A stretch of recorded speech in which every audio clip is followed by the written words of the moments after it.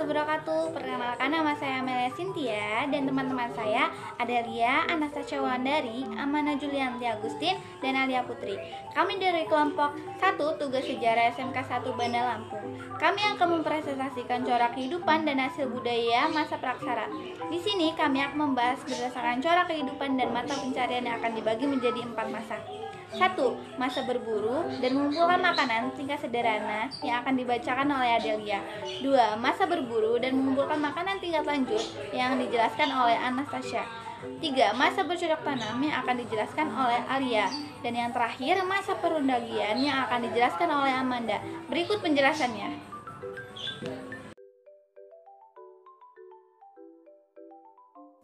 Masa berburu dan mengumpulkan makanan tingkat sederhana atau budaya paleolitik.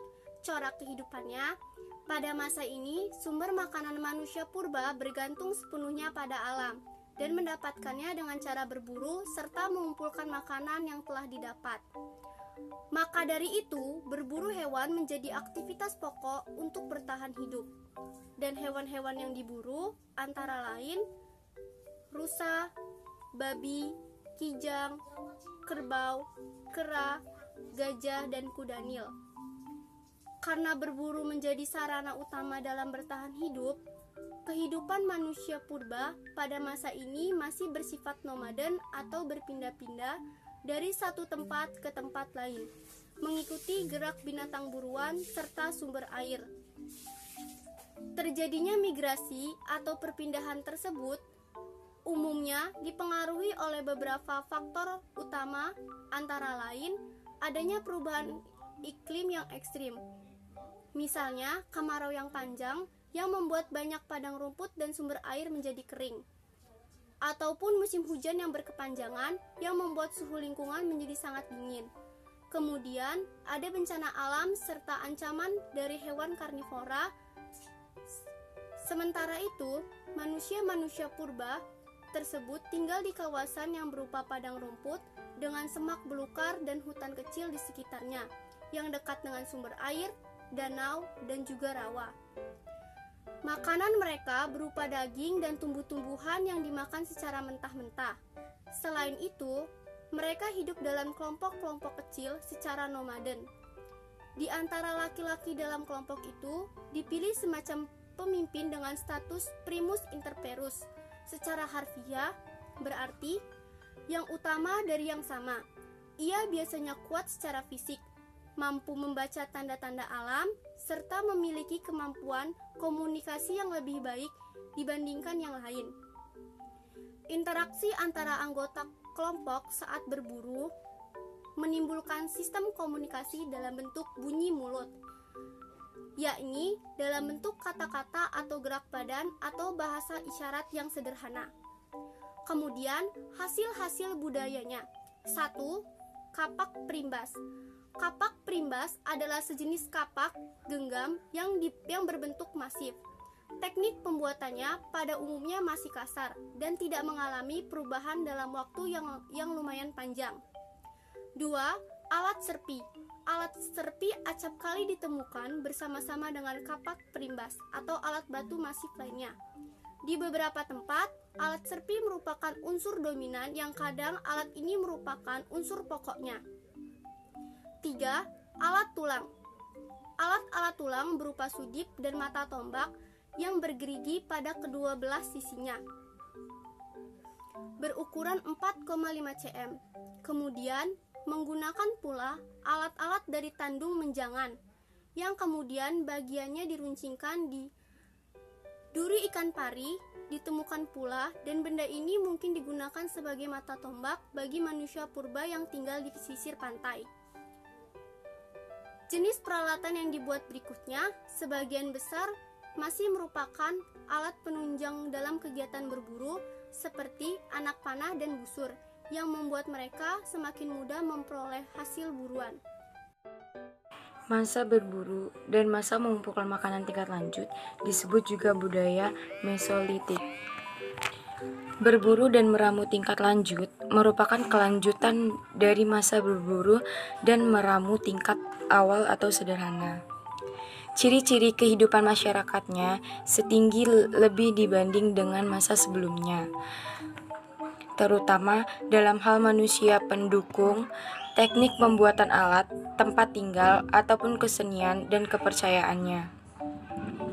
Ciri-ciri masyarakat masa berburu dan meramu tingkat lanjut diuraikan berikut ini. 1. Manusia pendukung.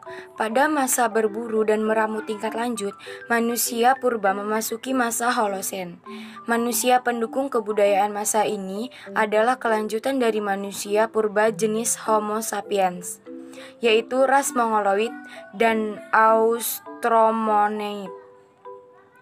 Ras Mongoloid mempunyai ciri antara lain tubuh lebih kecil, muka lebih lebar dan datar, tengkorak sedang dan bundar, besar, hidung besar, dan reduksi alat ngunyah sudah terlihat. Ciri-ciri ras Austromelanesoid: tubuh agak besar, tengkorak kecil, muka sedang, hidung lebar, bagian rahangnya ke depan, alat pengunyahnya kuat, dan geraham belum mengalami reduksi. Kedua ras tersebut tersebar di wilayah Sumatera, Jawa, Nusa Tenggara, dan Sulawesi. Di Indonesia juga dihuni oleh ras Papua Melanesoid. Keturunan ras ini diantara lain suku Sakai, Siak, dan suku Irian. Kehidupan ekonomi. 2. Kehidupan ekonomi.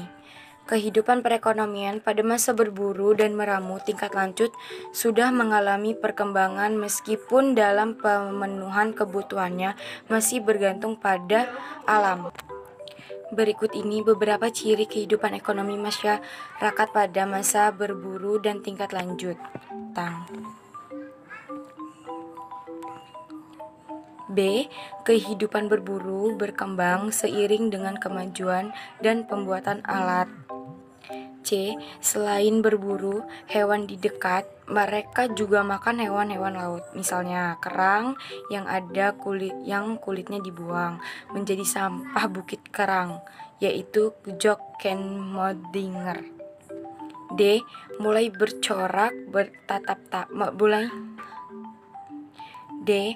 melakukan bercocok tanam sederhana dengan berpindah-pindah tempat sesuai dengan kesuburan tanah. Masa ini belum mengenal perdagangan barter, yaitu tukar-menukar barang karena makanan yang mereka peroleh hanya sekedar untuk mempertahankan hidup. Masa bercocok tanam atau budaya Neolitik. Pada masa ini sudah mengenal kegiatan bercocok tanam yang dilakukan dengan menebang pohon dan membakar semak belukar sehingga tercipta ladang-ladang yang memberikan hasil pertanian. Untuk kebutuhan protein hewani, berburu dan menangkap ikan masih dilakukan untuk memenuhi kebutuhan pokok. Pada masa ini pula sudah dikenal kegiatan berternak hewan, yaitu kerbau, ayam, anjing, dan babi. Selain itu, mereka juga membuat barang-barang kerajinan tangan dari batu dan gerabah. Kerajinan ini sering dipertukarkan dengan penduduk wilayah lain. Selanjutnya, mereka membuat perkampungan yang terdiri atas tempat-tempat sederhana yang di dalamnya ditinggali berkelompok oleh beberapa keluarga. Pada masa ini pula, gotong royong sudah menjadi corak kehidupan dari masyarakat. Kegiatan menebang hutan, membakar semak belukar, menabur benih, memetik hasil gerabah, berburu, dan menangkap ikan dilakukan secara gotong royong. Hasil-hasil budaya dari zaman ini yaitu 1. Beliung persegi adalah alat bantu paling menonjol pada masa cocok tanam. Beliung persegi berbentuk memanjang dengan pemapang persegi. Seluruh bagiannya diupam halus kecuali pada bagian pangkalnya sebagai ikatan tangkai. Tajamnya dibuat dengan mengasah bagian ujung permukaan bawah landai ke pinggir ujung permukaan atas. 2. Kapak lonjong umumnya memiliki pangkal agak runcing dan melebar pada bagian tajaman. Bagian tajaman diasah dari dua arah, dan menghasilkan bentuk tajaman yang simetris. 3. Gerabah. Gerabah mulai dikenal pada masa bercocok tanam. Tampak bahwa teknik pembuatan gerabah dan pola gerabah pada masa bercocok tanam masih sangat sederhana. 4. Alat pemukul kulit kayu. Kegunaan alat ini yaitu menyiapkan bahan pakaian dengan memukul kulit kayu sampai halus. Bentuk kepercayaan pada masa ini. Dalam sistem kepercayaan pada masa ini sudah mengenal sistem kepercayaan yang disebut animisme dan dinamisme. Kepercayaan animisme adalah kepercayaan terhadap kehidupan setelah kematian, yaitu kepercayaan bahwa roh seseorang tidak lenyap pada saat orang itu meninggal. Orang-orang yang sudah meninggal dibekali beberapa barang untuk keperluan mereka sehari-hari, seperti perhiasan dan periuk dikubur bersama dengan jasadnya, dengan maksud agar perjalanan ke dunia arwah dan kehidupan selanjutnya terjamin. 2. Kepercayaan dinamisme adalah kepercayaan terhadap benda-benda tertentu yang dianggap memiliki kekuatan supranatural seperti pohon besar dan batu besar. Masa perundagian budaya logam. Pada masa logam ini, masa ini pula disebut perundagian. Kata undagi artinya terampil karena pada masa muncul golongan undagi atau golongan yang terampil. Dalam arti khusus, golongan undagi mengacu pada orang-orang yang ahli dalam membuat alat-alat dari logam. Oleh karena itu, dikenalkannya logam menandai awal masa perundagian, pembuatan alat-alat untuk menunjang dan mempermudah aktivitas dan kerja sehari-hari tidak lepas dari perkembangan otak manusia. Jadi alat-alat pada masa ini sudah maju dibandingkan dengan masa-masa sebelumnya. Kemudian dalam tata kehidupan pada masa ini sudah teratur. Dan berburu binatang liar masih tetap dilakukan selain untuk menambah mata pencarian. Pemburuan dimaksudkan untuk menunjukkan tingkat keberanian dan kegagahan dalam lingkungan masyarakat.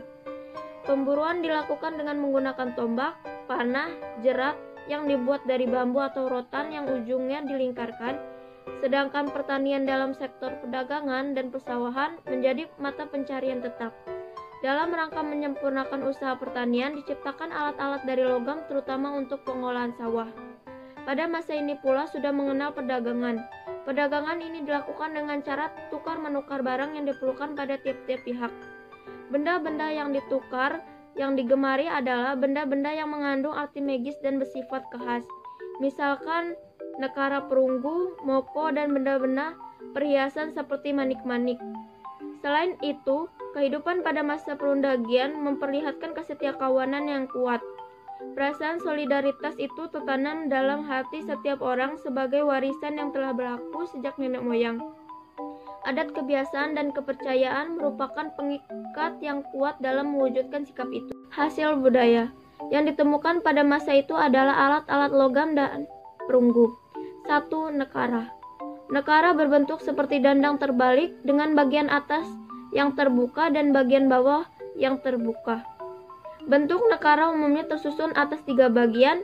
Bagian atas terdiri dari bidang pukul datar dan bagian tengah pegangan, bagian tengah berbentuk silinder, dan bagian bawah dengan kaki yang melebar. Nekara ini pada umumnya dihiasi dengan berbagai macam pola hias, dan pola hias itu pada masing-masing daerahnya berbeda dalam penggambarannya.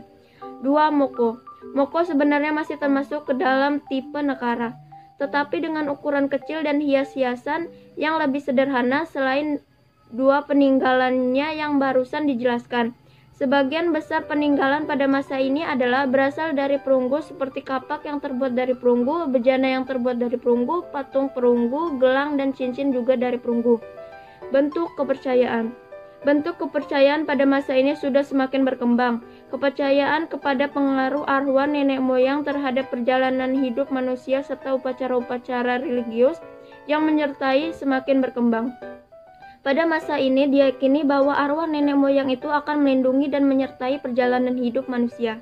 Jika arwah-arwah itu selalu diperhatikan dan dipuaskan melalui upacara-upacara, selain itu orang yang telah meninggal diberikan penghormatan dan sesajian lengkap dengan maksud mengantarkan arwah dengan sebaik-baiknya ke dunia arwah. Kesimpulannya adalah Masa prasejarah atau praksara merupakan masa kehidupan manusia sebelum mengenal tulisan. Pada masa ini, kehidupan manusia masih sangat primitif. Namun, manusia pada masa ini tetaplah makhluk hidup. Mereka hidup, bergerak, dinamis, berpikir, bahkan memiliki berbagai kebutuhan seperti halnya kita. Perbedaannya, mereka masih sangat primitif, sehingga dengan segala keterbatasannya, mereka melakukan segala aktivitas dengan sangat sederhana. Zaman praksara sering juga disebut sebagai zaman prasejarah atau zaman nirleka. Nir artinya tidak, dan leka artinya tulisan. Jadi, kesimpulannya, pada masa ini manusia belum mengenal tulisan. Batas antara zaman prasejarah dan zaman sejarah adalah dengan ditemukannya tulisan dalam kebudayaan manusia. Sekian dari kami penjelasan tentang corak kehidupan dan hasil budaya masa praksara. Bila ada kesalahan dalam penjelasan, kami mohon maaf dan terima kasih. Wassalamualaikum warahmatullahi wabarakatuh. Jangan lupa like, subscribe, komen, and share video ini ya. Terima kasih.